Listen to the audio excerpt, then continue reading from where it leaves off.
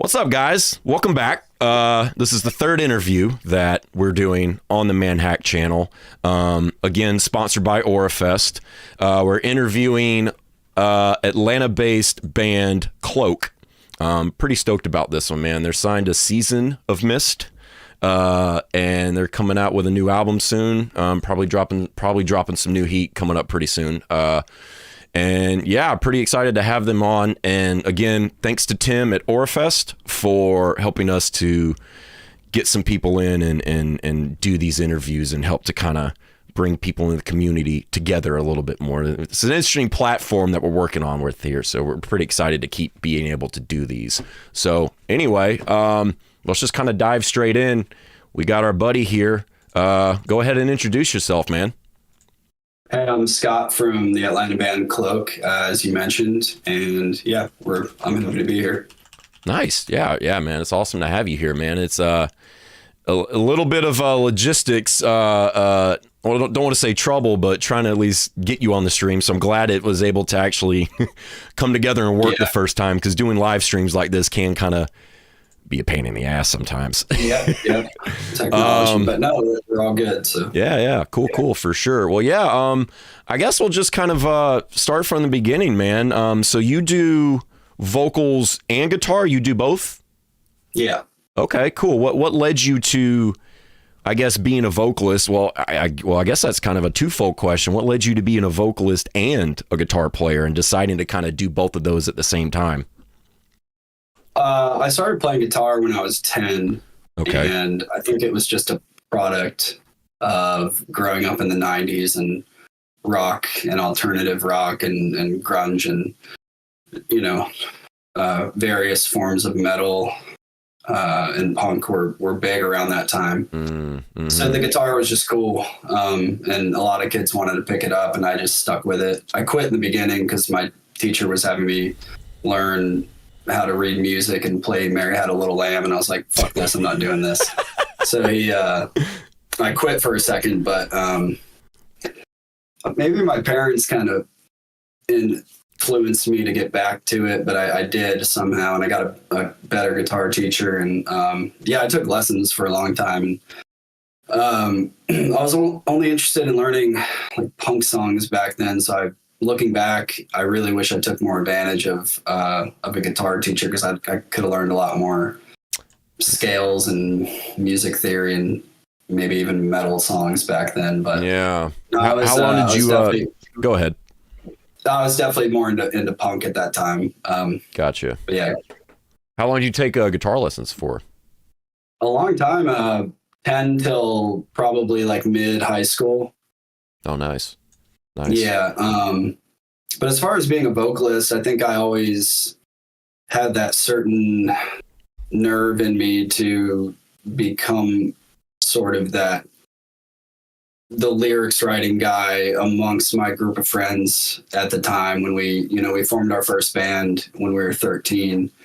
And I think that I was always going to be the guy that was going to write the music and the lyrics for the most part. The band dad. The band dad. You were destined to be the band dad. Yeah. I think I just had more of the imagination for things like that. I was always like a really imaginative kid. So, it was that dramatic side of things that I was really into when it came to frontmen. I was always drawn to the front man of the band for sure. Yeah. So I think it just kind of worked out naturally, and I've been the singer in many bands, obviously including CLOAK. And there were a couple where I played just guitar, and then a couple where I just sang, which is pretty cool to do as well, because you're free from that guitar. Sometimes I wish I still was just the singer and didn't have to play guitar at the same time. But yeah. I think it's just natural for me to do both at this point, especially for music like CLOAK. Yeah. I think a lot of guitarists and bass players, probably especially drummers, wish they were a vocalist sometimes, because there's just no equipment. You just walk up and your instrument is your voice.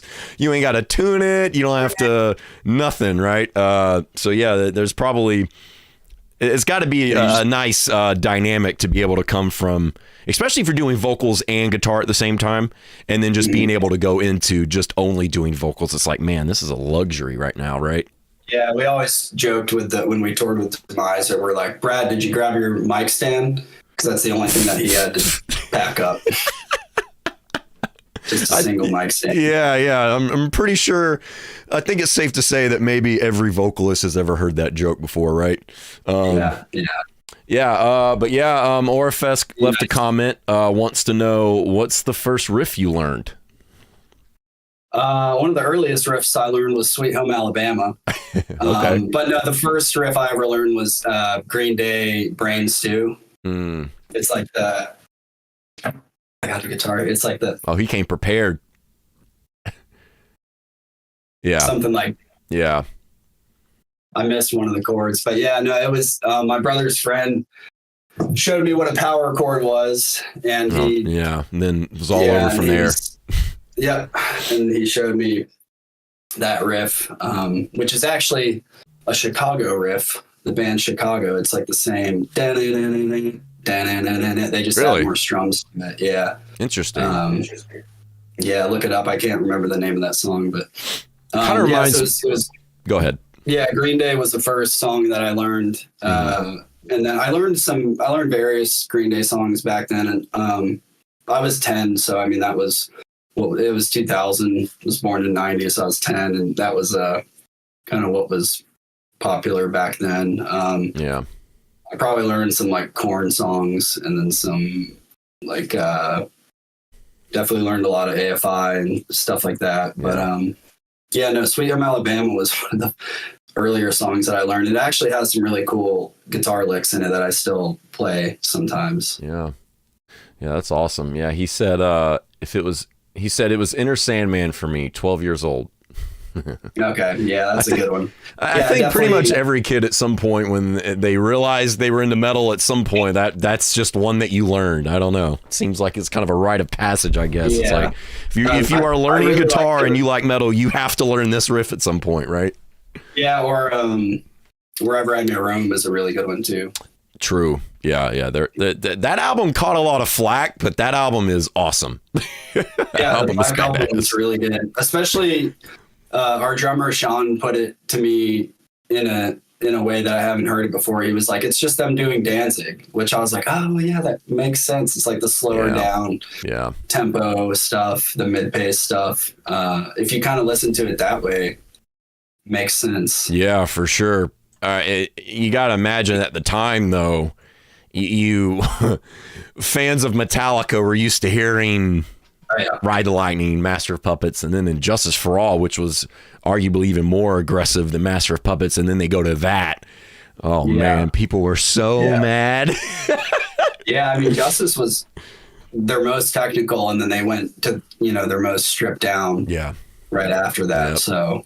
Yep, for sure. I know older guys that definitely were like, yeah, fuck that album when it came out. And even Injustice, that was a shock sort of as well. They did their first music video, and they had some slower ballady songs. But I mean, they were doing ballads literally since the second album. Yeah, so those three albums. That's interesting.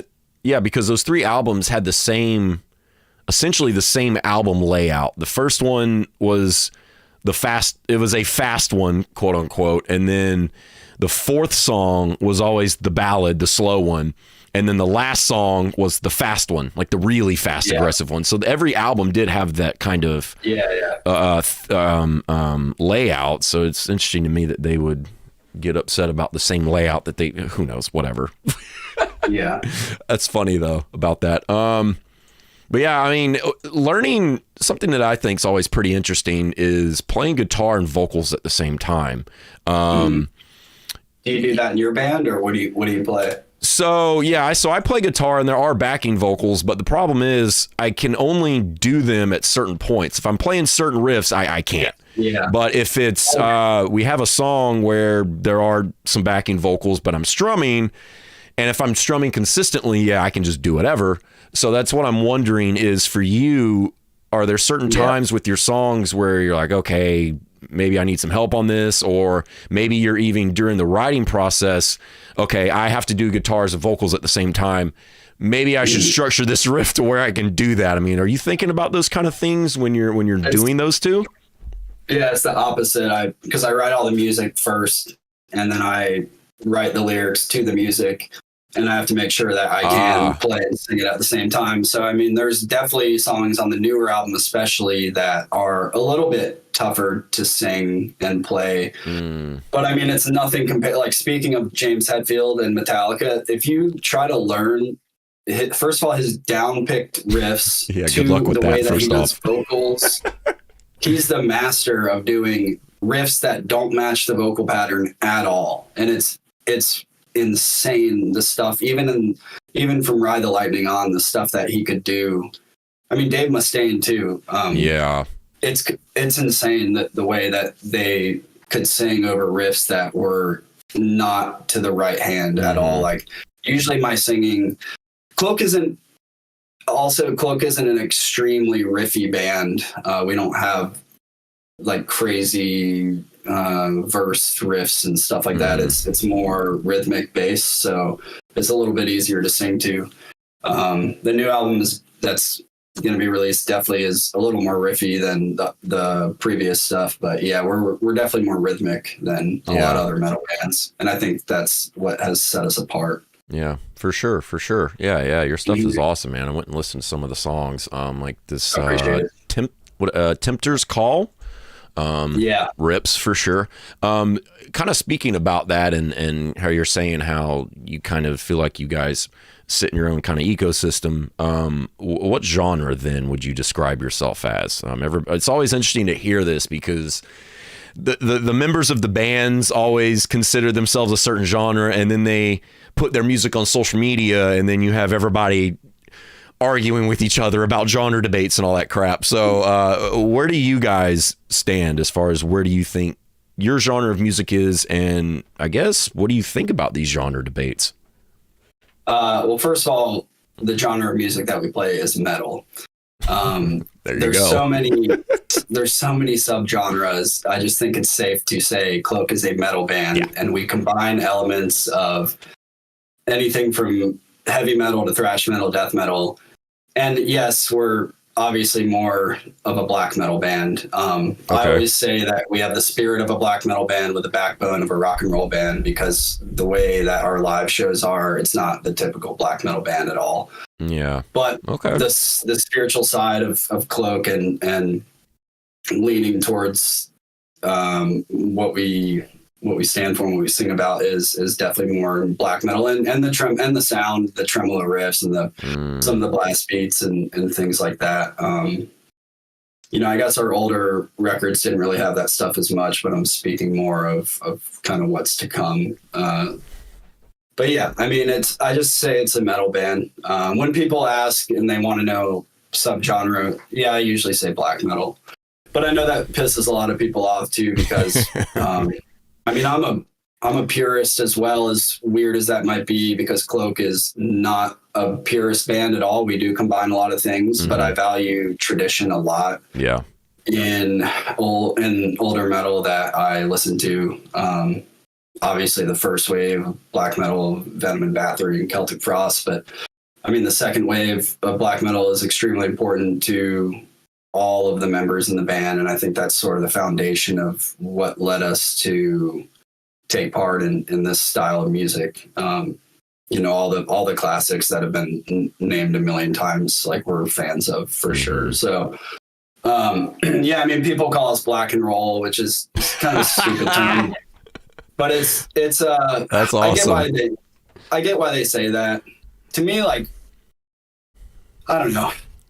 I think of like Midnight when I think of a little more party-ish style when I hear black and roll, and I don't really like to equate CLOAK with that at all. But people are gonna say what they want to say about it. It doesn't really matter. But a lot of like write-ups and fans will say black and roll, which again, what does that even mean? You know, Yeah, black it's metal in general it's rock and roll.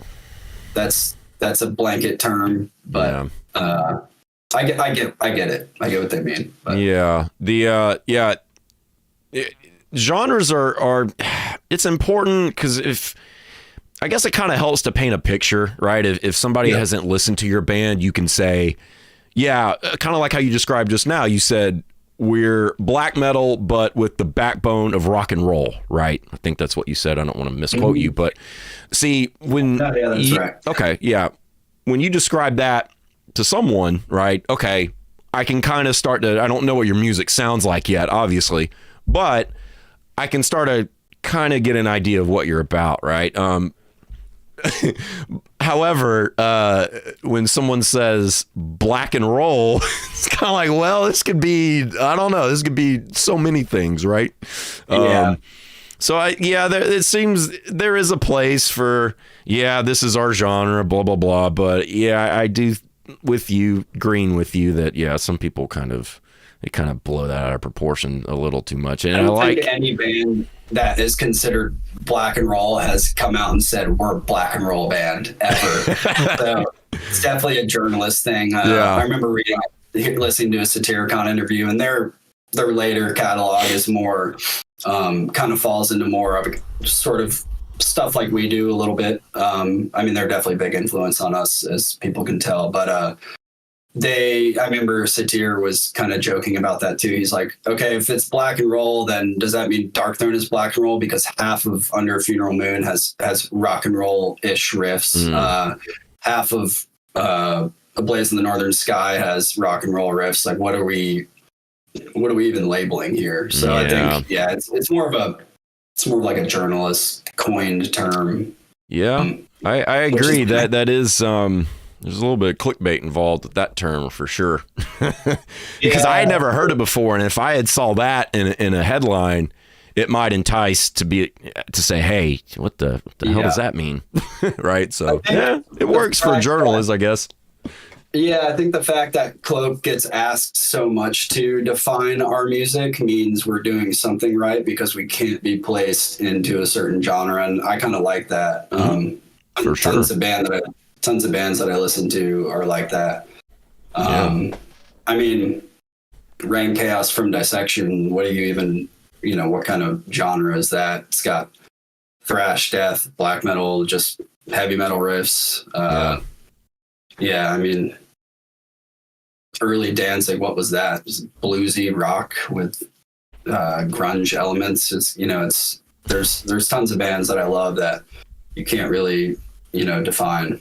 Yeah, absolutely. Yeah, and even here, I guess as a popular band, they combine so many different forms of metal. Yeah, and even the phrase or the genre heavy metal, right?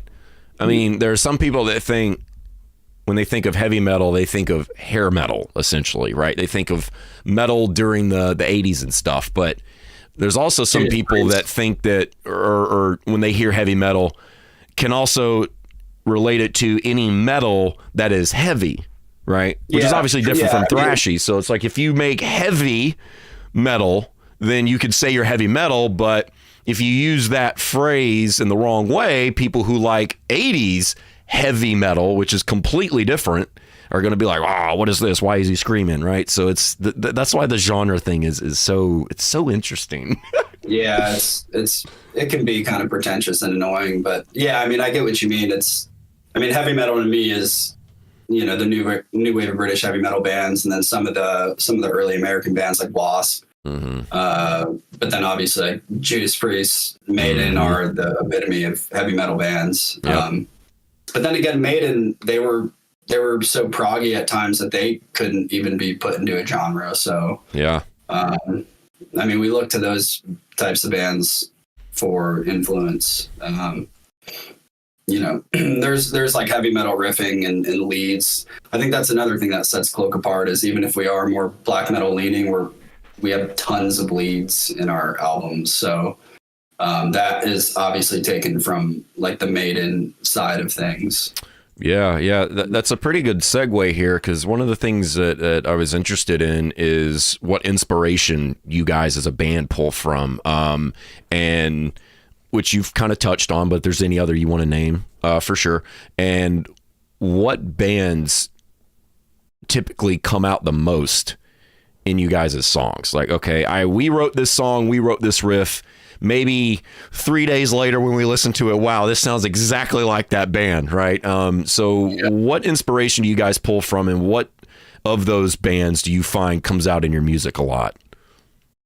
Well, I think we're kind of at a point in the band where a lot of inspiration comes from inwards instead of outwards. So we know our style of playing and how we can enforce it and what we need to do. But I mean, as far as bands, like exterior influences, like I mentioned, I mean, Metallica, like as far as the best rock show of all time, and pretty much everyone in the band's opinion is Metallica Live Binge and shit, or Live Binge, whatever it's called, 89 in Seattle, is the epitome of the best rock show of all time. It's just balls to the wall, insane, like super tight playing. They weren't playing to a click track. It was just incredible. So I think we have always aimed to capture that energy as far as our live show,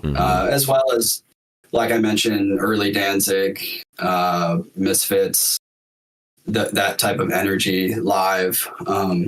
As far as what people might hear from our music, I mean, there's a lot of dissection influence, some maybe I don't know. It depends what I get. Like people have even said, like Emperor or Satyricon and stuff like that. But I mean, that's hit or miss depending on the song. But yeah, as far as what we look for, as far as influences from other bands, again, it's like the classics, and even Fields of the Nephilim as far as atmosphere, because CLOAK shows, I would say CLOAK show is a combination of early or like late 80s Metallica and late 80s Fields of the Nephilim, because it has atmosphere, but it also has like insane energy the whole time. Yeah. And like, we've never really talked about that. I mean, we know that we were influenced from that stuff, but we never have said, let's make our show look like this or that. It's just, it has come out naturally over time. And we've been playing live together, I mean, for what, since 2015, and then with our current lineup since 2018. So it's it's been a while. Yeah, that's awesome. Yeah. And our shows have only gotten more energetic, I would say, because like the new music is getting even more aggressive. Nice. Yeah, that's awesome. Stoked to hear that new stuff. Yeah, you were talking about the Binge and Purge live set for Metallica from '89. No click tracks. It kind of makes me think, kind of wondering here, live for you guys, do you use click tracks? Are there backing tracks? Like, I mean, there's this whole thing going around now about, backing tracks are bad this and that. So I would be interested to hear, kind of, since you guys are so rooted in this this older material, like old school Metallica and stuff like that. Do you guys play the click tracks live, or do you just prefer to just kind of go with it, all natural, I guess? No, we haven't. We took out one because our drummer can't always tour. We took out a touring drummer in 2018, and we did click tracks one time, and I didn't really like it. It just felt really restricted. I really wanted to do them for a while, because we do have some samples in our songs that can run under the song live, and it would make a nice layer. But like, I kind of like playing without them now. I've really flip-flopped on that. I remember I was trying to convince the band to maybe do it, and then now I'm just like, no, let's just stick to playing live and try to get to the best speed as much as we can, match on the record. But sometimes, I mean, we've been playing a newer song on that last tour we did with Imperial Triumphant 2 weeks ago, and we're like, let's speed it up a little bit live. It just sounds more natural to do that. And like, we're naturally going to play faster live because you get more adrenaline and you get more of that excitement. But no, we don't play to clicks. I don't really shun bands that play to clicks, but it's there is something a little unhinged when you don't play to a click. Like if you watch like a Watain show or something, it's fucking crazy. And I like that element as opposed to being like I can't really think of a band that plays to clicks right now off the top of my head, but it's we do. There's one. Yeah. And again, I'm not shunning it because I think for sure. I think some drummers absolutely need it because some drummers don't really have the best internal metronome. But I think do you guys do you do it to play samples live or just because you like the click? Both. It's a lot of things. First off, a good drummer won't let that live adrenaline get to them, right? Lars Ulrich is great, but they won't pull a Lars Ulrich and then just play it super fast every time when they don't need to, right? Which he kind of has that habit of doing where it's like, all right, man, it's a little too fast all the time. But that footage of Battery when they played it that fast is awesome. True. And that's kind of with that style, with that song, that style of music, it's kind of like when a band plays a heavier song slower. It's when you play a thrashier song faster, right? It's kind of, I think those are kind of the same things there.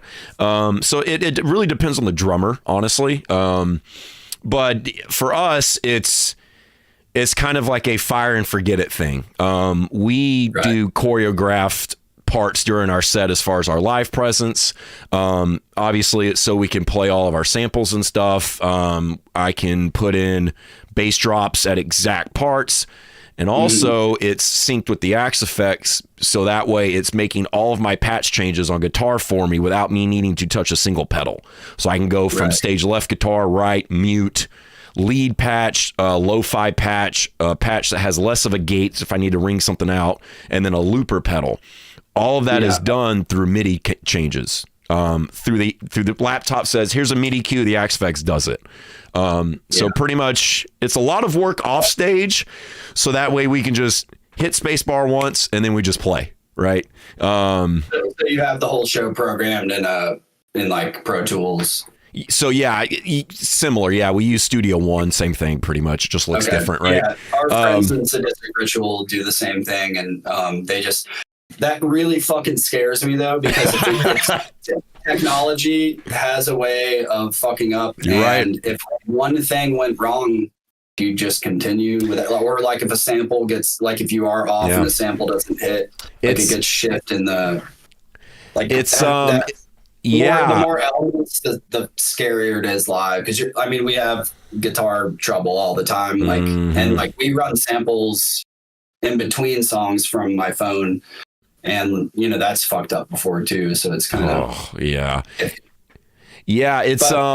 it's really interesting. It's you can look at it for sure like high risk, high reward for sure. And we have had it one time, which this wasn't really on the computer's fault. The computer was doing everything that it needed to. It didn't mess up, but the sound guy was having problems, and I don't know what happened, but the tracks were playing, and there's a break in our song where it's just samples, nothing else, and then there was nothing there. I was like, well, this is kind of weird. So stuff does happen.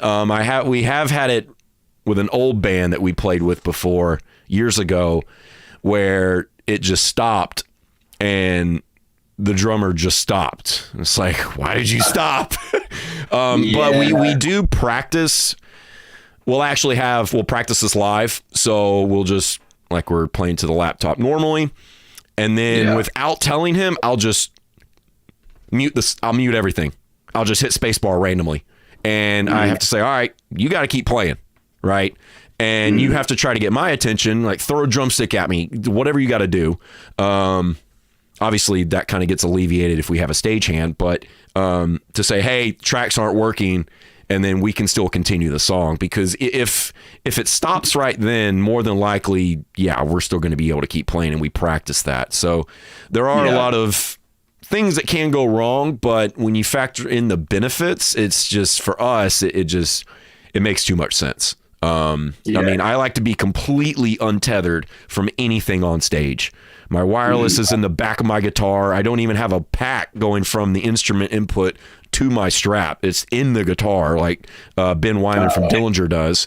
I have no pedals, nothing. I am completely untethered. And the only way to pull that off is to pretty much, if I still want to have those patch changes, right, and have those different tones, because I mean, my dumbass would step on a pedal board and then start the looper and then mess something up and then delays. Like, so no, so it's preference, really. There are bands that sound great without playing the click tracks, and there are bands that sound great with them. I mean, yeah. So I mean, pretty much every professional band that you're going to go see is playing the clicks now. So I mean, and it's always been good. What was really fucking crazy was again, going back to that tour we just did, Imperial played with samples to no click tracks. And I remember the first night I was asking their bassist, it's like, are you playing with a click? And he's like, no, we just to the sample, and it just kind of works. Like, we know when it's going to come and we play at the same speed. I'm like, that's pretty crazy. Yeah, that's awesome. And I mean, their music is a lot more unhinged. And it doesn't maybe hit exactly at the same, like, it's like a woman screaming, so it maybe doesn't hit exactly at the same time every night, but that was pretty interesting. But yeah, I mean, today most bands play with clicks. Yeah. And it gets even more of a reward when you factor in that if you have your own lighting, you can also hit the certain parts, and you can just open up the same exact session that you have that's playing your entire set, and you can create a new instrument and drag a VST over, and it'll just pop up a screen, and now you can control lighting to MIDI. So all of it, like the entire lighting rig. So you can hit spacebar once and not only have clicks of the drummer, samples to the PA, bass drops out of the subs, patch changes for your guitar, and if you have an Axe-Fx 3, you can actually run 4 instruments into one patch, so all of that. If you don't just have an Axe-Fx 2, you can just run 1, but either way. And now your entire lighting rig is all synced exactly to your set by just hitting spacebar once. I mean, so it's incredibly powerful. How is the lighting rig hooked into to the music, like the VST though? It pretty much works exactly like an interface. So we go from laptop out into an interface into a DI box. And then the drummer comes out from the interface. The DI obviously goes to front of house. The lighting would essentially work the same way. You would come from USB out of the computer into a DMX interface. And then it would have a 3-pin and a 5-pin out, depending on whatever you were using. And then it would just control the lighting that way. So yeah, it would again, high risk, high reward, but that's one of those things where you just kind of, it's a lot of work off stage to not have to do much on stage and to have it pretty much sound exactly the same every time, assuming you're playing it correctly. Yeah, it's hard to, again, it's also hard to rig up all that shit. Like, when we're on tour, our changeover times are so quick that it's hard to manage a lot. We try to set up as much as we can before, but dude, I always feel rushed before a show, and it's pretty frustrating. But yeah, for sure. If you're working with lower, pretty much your own specific lighting rig would only work if you're headlining and you can control the changeover time. I mean, if we're playing second or third, we're not going to go, let's bring our 6 movers and all our truss, and we're not going to do that. So it depends on the situation, but yeah, we have minimal stuff that helps our live production. Like we have things that we do on stage and like the up shooting foggers and stuff like that that I control. with a pedal. Oh, that's awesome. Yeah, that's badass. Yeah, I just gave away the secret. But it's we have minimal stuff that makes the production look as big as we can. Yeah. Given our budget and given our, which is $0, and given our size of the stage, which typically are smaller, medium size. It's nice when we get to play on bigger stages. But we have like 4 lights, and CLOAK's an extremely DIY band, and we're probably always going to be like that. But we painted our own side banners, like the scrims. We had a backdrop printed, but it's because it's big. But everything else is basically rigged up by us, and we're in the process now of making new stage decorations right now. I have built most of them already, but we're having a couple things painted. So, but that's the way I like it. I've always been more DIY based and just like to have my hands on everything. It's hard to trust people when you have a certain way you want to do things. Yeah. True band dad right here. Yeah. I think all of us are, it's not even like a control, like all of us are just sort of, to be in control of our own stuff, and we're a pretty specific band. So yeah, respect for the whole DIY thing, man, and doing as much of that as you can on your own, for sure.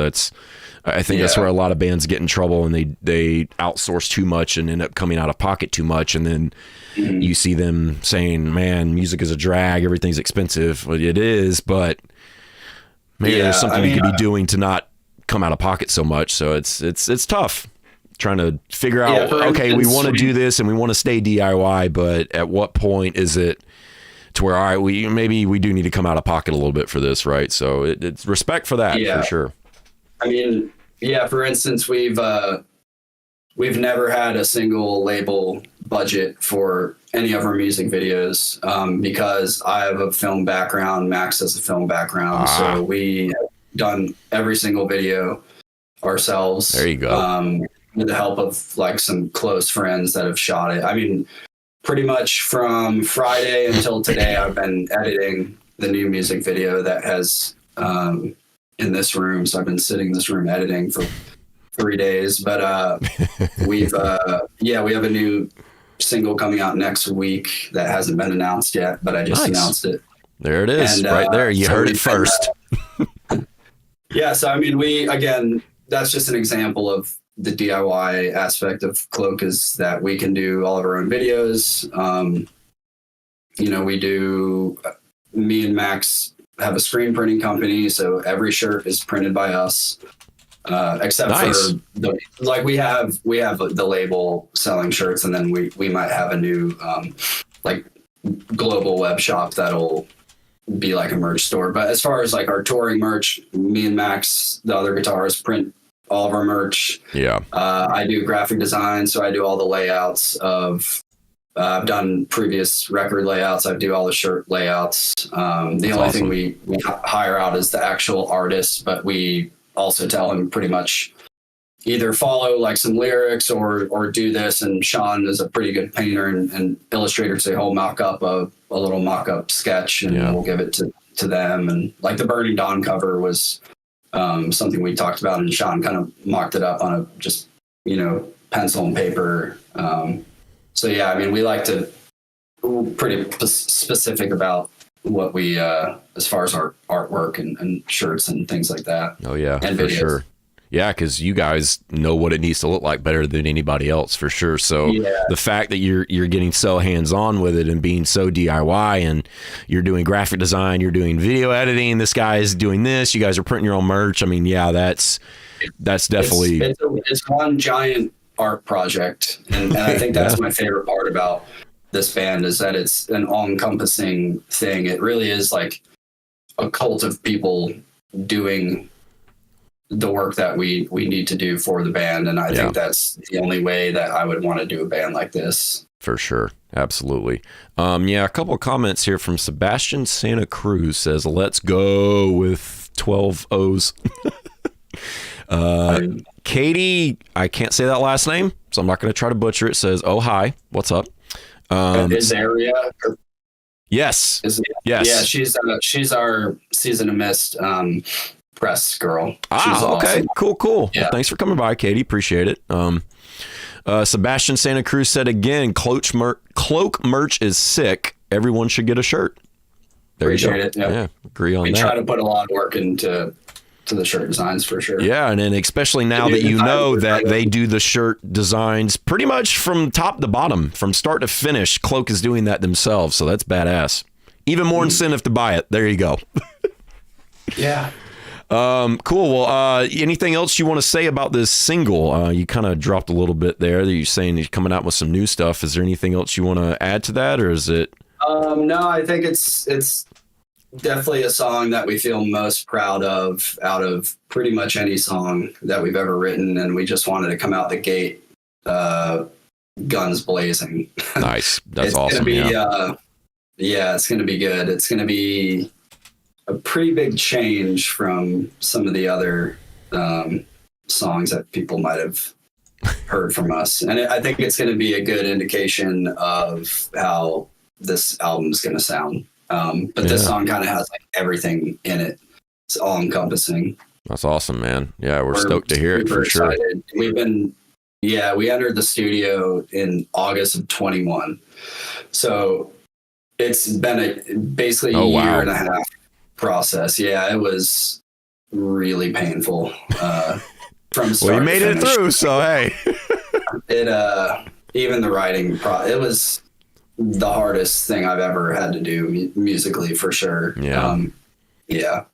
Probably learned a lot from that, though, right? Yeah, we learned what not to do. Yeah, hey, that's important. There you go. Yeah, it's usually the case. But yeah, I mean, like every record, I'm never 100% satisfied. My band fucking hates me for that. But I it's not that I'm unhappy with it. It's just that I want to do perfectionist. Things better the next time. Yeah, I can be for sure. But it's, I mean, I think that's pretty natural for someone. I think, yeah, it's just when you have a huge hand in a lot of this, I put a lot of work into it. So it's, you want to see it come out the best it can. And I think it did for the most part. I'm like 90% happy with it. Not 100. That's awesome. Almost 100, not quite. Yeah. Well, that's awesome though, man. That's not an indication of how other people will feel about it. I think they'll really like it, but me hearing it, I was there the entire process. So yeah, you guys seem like you're really passionate about that project too. And you definitely putting a lot of work, hands-on, leg work, whatever kind of term there you want to use to make it happen. So that's awesome. Katie said, this is funny.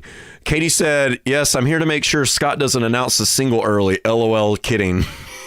And then Orifest said, LOL, whoops. Katie said, again, just kidding. He's doing the right thing. LOL. I didn't drop the name yet. Don't worry, Katie. It's just she said you're doing the right thing, so we're good. Nobody's going to catch any flack, it seems like. Sebastian just said, too, Scott's Gibsons are sick. Any new axes on the horizon?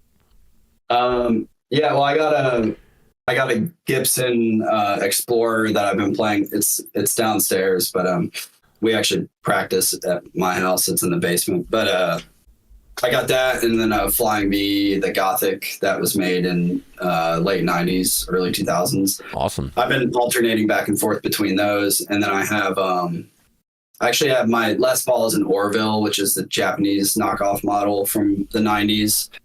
And I played that thing from like 2015 to basically up until like 2021 with CLOAK. So I really liked that one. But how do you feel about the Japanese version of that compared to the real one? Was there much of a noticeable difference? Really, I mean, I mod all my guitars. Like there's a local guy, Avedisian pickups, that I put all my pickups in, and so they sound really good already. I usually put new tuner knobs, like Grover, nice tuners on it. I get it set up perfectly. I'm sure there's like slight differences, but my Orville shreds. That thing is really a really cool guitar. I don't play it as much anymore because I'm liking these more, I guess, like metal shapes lately with the Explorer and the V. But I just wanted to go for something a little different. And nice. Yeah, we're trying to get Max to get a white V. I think he's going to pull the trigger soon. So awesome. Yeah, that's badass. Yeah, Katie said you can share the date if you want, by the way. I did earlier, so. Okay, yeah. Well, it's a good thing you have permission now because you already did. We'll be posting some stuff tomorrow. Yeah, that's cool.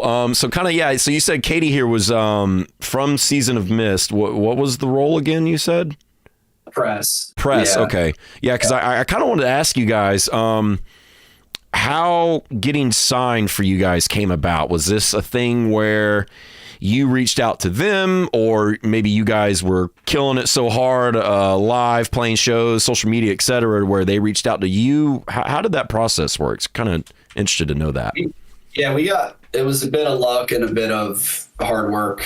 So there was a guy, Greg, that worked there. I was just texting with him a second ago. I think he just ran like mail orders. He did. Sorry if I can't remember, but it's he worked there, and we were friends with him. We became friends with him, and he was a fan of the band, and he pitched it to Michael, the head boss, in France, and yeah, we were just sort of waiting, and we had no record out. We had an EP and a demo, so we had a 7-inch, and we had promo pictures, and we were getting a little bit of hype just from that EP. We were really meticulous about the way that we put CLOAK out into the world. Like, we put out pictures first with no music, and then we put out the demo on Bandcamp, and then we did the 7-inch. So we didn't just sporadically play shows. We put the music out first and like the imagery.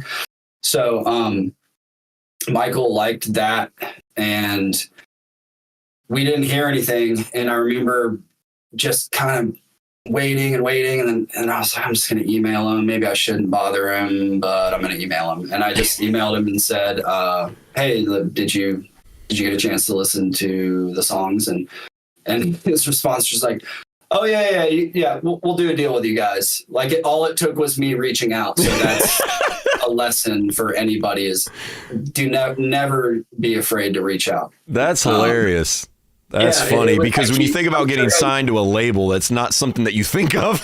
Where it's like, all right, we reached out to them first, we didn't hear anything, so they weren't interested. Maybe we'll try to reach out again, and then they say, oh yeah, totally, yeah, we're definitely going to. Yeah, just sit tight. We didn't even reach out.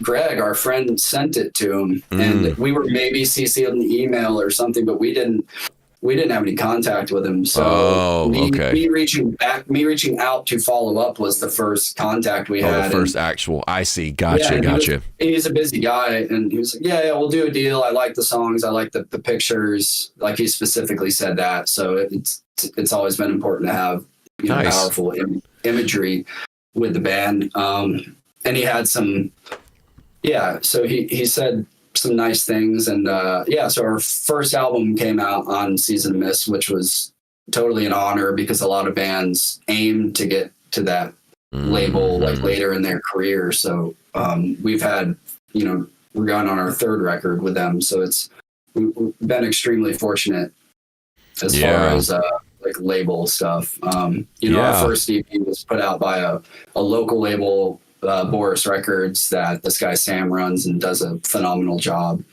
with everything that he does, and we'll always cherish that, because that was what got us signed on Season. And it's been really cool working with them. We're pretty close with everyone in the Philly office. We haven't been over to Europe yet, but we need to get over there on this record, because everyone says you'll kill it in Europe, and we probably would, but we really need to get over there. Yeah, for sure. Yeah, that would be interesting have you guys ever gone to Europe before? I've been before, but I think Sean's been, Max hasn't been before. So we've all been like on vacations, and Sean did a tour there in an old band when he was really young. Yeah. Kind of speaking about touring, I guess I'm trying to wonder here, kind of your perspective on touring nowadays, because you see a lot of not only people in smaller bands, local community, you also see people in big bands. For instance, there was an article going around recently. Who was it? It was the drummer of Architects, for instance, was in article about him talking about touring and how expensive it is and merch cuts from venues and this and that. So obviously, yes, there's the benefit of bands touring, right? Business 101 is what? Get your product in front of people, and playing shows in front of people is the best way to get your product in front of them, right? Short of social media. But what are your opinions on touring? How much have you guys been touring? Has it been easy? Has it been difficult? What has your experience with that been since, I guess since post-COVID? Well, we were one of the last bands out before COVID because we did the Burning Dawn tour with 1349 in Uada in October, November of 2019. And there were probably a few tours after that. I know the Morbid Angel Watane, and then probably some early like January ones. And then I know Withered toured Europe. And then, and then the world shut down. And then we were one of the first back out in October of 2021. So we typically hit it pretty hard. I mean, we haven't done super extensive, like month-long tours yet. That's probably going to be coming, but we've done tons and tons of US dates and pockets, and we've toured the full US I think 3 times now, like East Coast, West Coast, done numerous East Coast tours, played Psycho Vegas twice, but I think it's super valuable. I mean, especially for a band like us, like CLOAK is an oriented band. And again, we are, we have that imagery on the merch, and it's important to get it out to people and to see the shirts. And like the joke is that bands are traveling t-shirt salesmen, but it's kind of true in a way. You do your performance and then you sell your stuff, but depending on your performance dictates how much stuff you sell, right? Yeah, and that's not the reason that we do it, but I mean it's a plus to have that merch sale, when you're out there, because we're not making super high guarantees yet, and we got to pay management and booking, and that takes a bit out, and then so I mean we're probably we're a working band, so we always are probably going to be touring in some regard.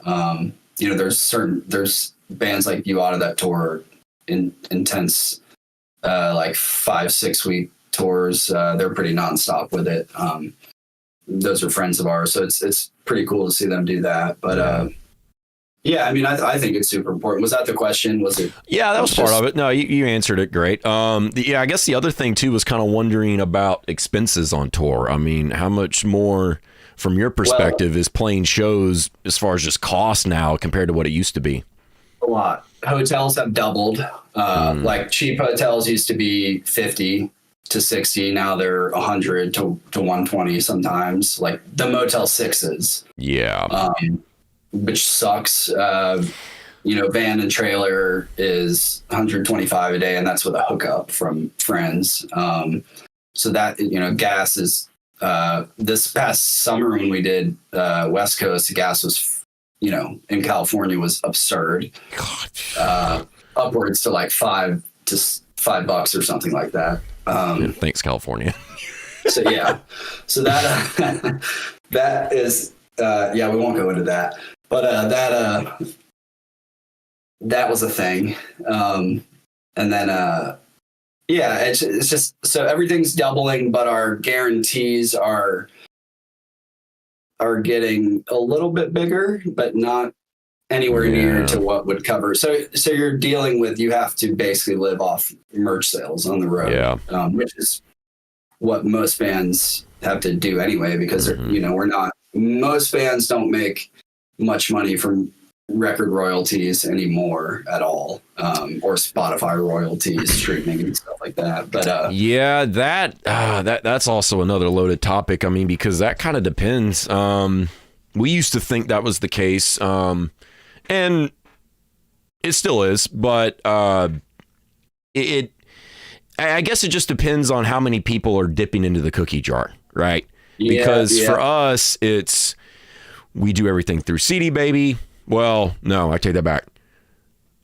From 2013 to 2017, we have our stuff on CD Baby. Everything after that is on DistroKid. But whenever CD Baby hits that minimum every week, which it's at a point where it is now, that check gets deposited right into our bank account, the Manhack banking account. And then DistroKid, we can withdraw those funds. It's a little different on DistroKid. They don't do automatic deposits, but you can just withdraw it whenever you want. And all that does go back to the band. And man, it was kind of shocking when all this stuff kind of started popping off. It's like, wait, we're actually are getting something from Spotify. What is this? I thought this was now it's not enough to really do anything crazy, but I mean, it can exist for sure. It's just, it is elusive. So it really just depends on how many people are kind of touching back to what we were talking about earlier about being more DIY and having your own skill sets that you guys do to make it to where you don't have to come out as pocket for stuff as much, right? Kind of helps to outweigh the cost a little bit of other things. No, we are independent. Are you putting your own records out? Yes. Okay. So that and honestly, man, we're open to any label. We're open to anything.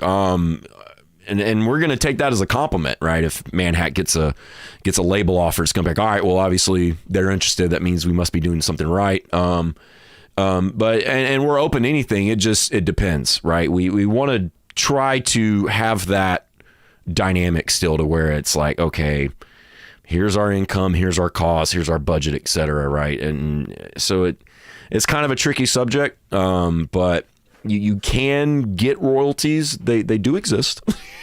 Yeah, I mean, it kind of depends, I guess, on how hard your stuff is popping off versus how many streams. I mean, but that's the thing too, is you could have one song, I don't know, go viral on social media or something, and then you see the spike in plays on Spotify, and then there's that lull period. So there's definitely a lot to kind of factor in, but even considering that royalties, I mean, you still pretty much hit it right on the head to where merch is king still. It kind of sucks being super judged off of like numbers too, because I feel like that doesn't always translate. Like, oh man, their Spotify numbers and Instagram numbers are low, but they're killing it live. Like, and then there's some bands where their Instagram numbers are huge. They're the opposite, right. Numbers, and they come to town and like no one's there or even has talked about this band ever. So I feel like it's not always true. Yeah, you're right, for sure. But then you have bands like, I always use like a Gate Creeper, for example, where like they have pretty high numbers and they're doing really well live. So they're kind of an example of, like, whether you like them or not. I'm not like a massive fan, but I like seeing them live. But like they came from total underground DIY touring, and now they're basically, it seems like they're sort of, that's their job, so they're making a living off of it, which is really cool. I mean, they're getting like Hatebreed tours and creator tours and stuff like that. So that's badass. So it's like I just use them as like an example, but I mean, you can do it, and there's ways to do it, and we see like, you know, I won't go into like all the business side of things, but like, you know, you see some royalty stuff, but the label is mostly going to have to recoup before you get it. So, which makes sense because they fronted everything to put the record out. For sure. And that's just part of the dynamic of being on a label. Yeah. Every label has their own different things. So it depends. Yeah. But that's just a boring business side of it that fun. For sure. Well, the part that isn't boring is, hey, we got signed to a label, right? The part that is boring is talking about the details of that, right? Yeah. Sebastian Santa Cruz says again, thank you so much for making it down to South Florida.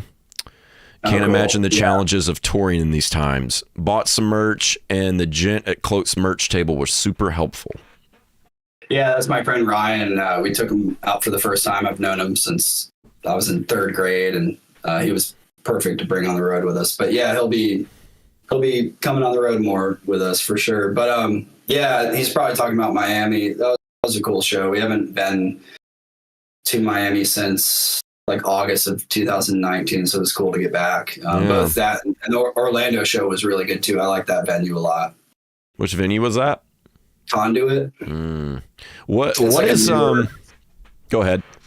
It's like they remodeled like the old version of the venue, but it's really nice. Oh, nice. That sounds awesome. What in Miami, what is it like playing in Miami? It seems like that's a place that a lot of bands don't really tour much, or they aren't booking shows, metal shows at least in Miami that much.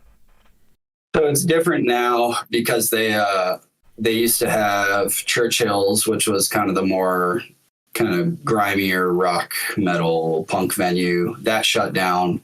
That's actually where Marilyn Manson played his first show. That's a fun fact. But Really? Wow. yeah. If I'm telling how many years ago that was. Yeah, early 90s. Yeah. But anyway, and then they shut that down. It wasn't like the nicest venue. It's just like the more of a rock venue. And then so we actually played in a nicer area, like Midtown, I guess is what it was called, in Miami, and it was really nice. But the venue wasn't exactly a rock venue. It was literally a tiki hut. Like, I'm not kidding. It was a tiki hut stage in the back of like a bar outside. So it was actually an outside show. In February, but down there it's nice weather, so it wasn't bad. We've had to play outside in Texas in November. That was a bit colder, but yeah. So it wasn't, not my favorite venue, but it wasn't super uncomfortable or anything. But it was strange. But yeah, the turnout was pretty cool. Okay. Yeah. It just seems like one of those places that you think, a metal band played in Miami. It's just kind of like, they do that? I mean, it's got a scene. Like, it has a scene for sure. But like Tampa, Orlando are probably more prominent, and seems like it. Yeah. Jacksonville, sort of, and Gainesville is more punk based. Like, we used to play punk shows there all the time, but I haven't really heard much metal over there. Yeah, for sure. Orlando's always been cool. We haven't played Tampa as CLOAK, but I really want to, and just because all the classic Tampa death metal bands, is kind of cool to play there. But yeah, that would be awesome. Seems like it'd be a good fit for you guys. Orifest says stoked for Saturday. So yeah, you guys got a show coming up Saturday? It's the Orifest. Yeah. Is that, who else is playing that lineup for that? I had the flyer. I don't have it right here in front of me. I don't have it in front of me. James Hetfield's son's band is playing it. What? Yeah, straight up. I think they're called Bastard, or I got the Bastardot or something like that. Hang on. Oh, that's awesome. Yeah, we're headlining Saturday. Weed Eaters headlining Friday. We won't be there on Friday, but cool. Yeah, that sounds badass. Sebastian also made another comment here. Says, rest in peace, Churchill's. Hope you guys got to try out the local food spots. Yeah, we had tacos. So it was good. Yeah, for sure. And I bought 2 Malmsteen records at a record store there. It was cool. Like the first 2 Yngwie records. Oh, wow. I'm sorry, that flyer. So we're playing Saturday, Orifest in Savannah at El-Rocko Lounge, which we played once before. Bastardane, that's James Hetfield's son, is the drummer of that band, because he went to SCAD in Savannah. Wow. It's pretty wild. That's awesome. Oakskin and Doof. Bastard. We played with a couple. We played an Orifest before at the old what's it called? The Jinx, which shut down. I think they're reopening. He's got a few spots down there. Perhaps since Tim's in chat right now, he can kind of let us know exactly. But yeah, it seems like he's got a few spots that he does Orifest kind of shows down there. So a lot of stuff, a lot of stuff, cool stuff happening in Savannah for sure. He said, it's Castor Hetfield. Band is called Bastardane. Interesting. Yeah. That's really cool, man. Where are you from? For some reason, I thought you were from Savannah. Where are you guys from? Well, I mean, we're based out of Atlanta, but the vocalist and the bassist are in Villa Rica, and I'm down near Atlanta Motor Speedway, so we're really far from each other. Have we been? Wonder if we've been at the same shows or anything. Dude, probably. Who knows at this point? We we only played one show in Savannah, which I think that was the last show that we played before COVID, actually. That was in December of, maybe Tim can quote me on this. I think it was December of 2019 that we played in Savannah. We played with, Depressor and when they were still around at the Sentient Bean. So yeah, that was an Orfest show, but yeah, we're based out of Atlanta, more quote unquote, more or less. So he said, yeah, new Jinx coming soon. Okay, that's cool. Yeah, I liked the Jinx.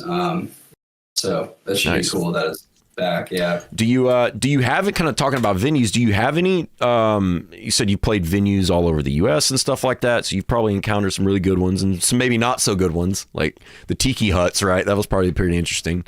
Do you have any favorite venues? Like, hey, man, we definitely got to go back to this spot, or any shows that favorite shows you've had at any of these venues? What are some that really kind of stick out to you? St. Vitus in Brooklyn has always been good, like good attendance, and it's a nice size room and a nice size stage. The sound guy's always really cool, and he does a good job. I forgot his name, but he looks like Bruce Dickinson. He has like bangs, okay. Yeah, he does a good job. I like Black Forge Coffee out of Pittsburgh, where we played on our last tour, and then we played with Demiser there. It's a cool spot. I like the Earl in Atlanta. I like the Masquerade in Atlanta too for bigger shows. I love playing the Masquerade, but yeah, for sure. They definitely have it on point over there.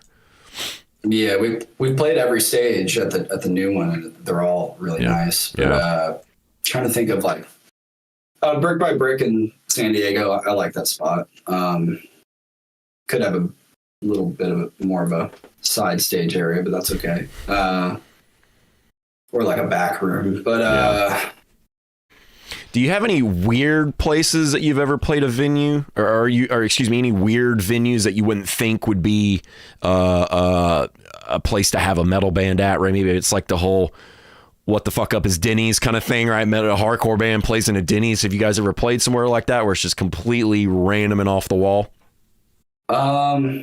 I definitely have in my time of playing music for sure, but with CLOAK, maybe not. But we played a really interesting place that was pretty prime for a metal show in El Paso on our last West Coast tour. Mm-hmm. And it was, it's all Satanic Hispanics there. And they brought us like in this underground lair almost.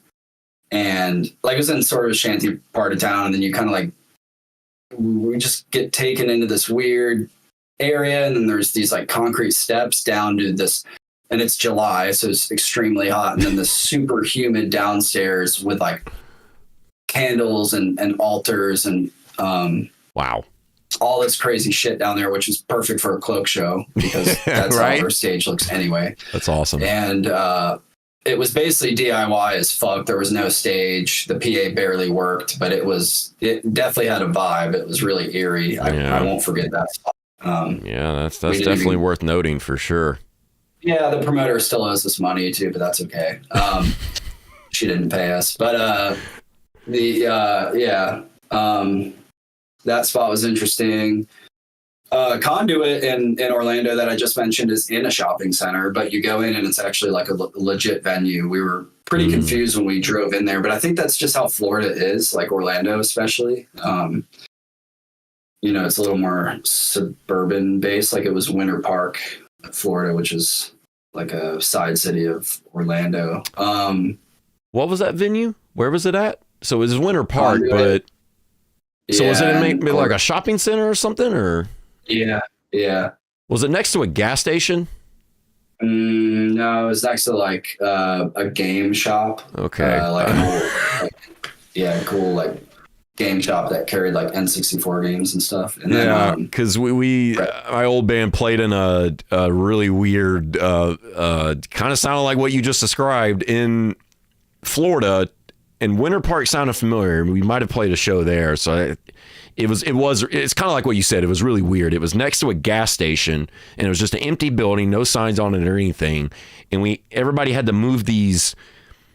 Honestly, they look like church pews, but I don't think it was a church. You had to move those out of the way, and then here's a metalcore show, whatever. It was pretty funny. So I totally get what you're saying about the Florida having its own vibe for sure.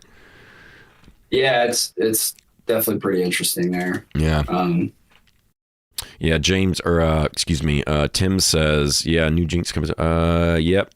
Okay, I guess this was kind of talking about right before COVID shut down at the Sentient Bean. He said, yeah, and we had CLOAK at the Jinx right after that, and then the world shut down. So I guess late 2019, you guys played at the Jinx? Actually, we played 2020 there for Aura Fest in February, right before everything. Oh, okay. I guess that's what he means. Okay, got you. Cool. And then we played there in 2018. Yeah, for sure. Yeah. Okay, nice. Yeah, well, yeah, man, I think this has been a pretty good interview so far. Typically with these, we like to close off with anything that you want to say. This is kind of your opportunity to announce anything that you want to say about the band, promote anything, listen to this, go watch that, follow here, subscribe there. Before we close out, man, if there's anything you want to say about CLOAK or any of that, just go for it.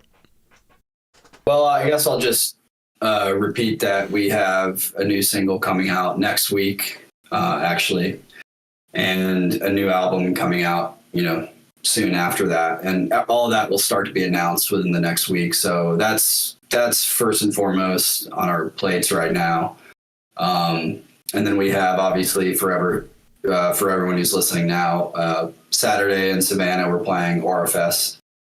But those are the two big things, and it's been a long, grueling wait for this album. So we're more than ready to get this single out, and I really think it's going to take people by surprise, and it'll be good. It'll be interesting.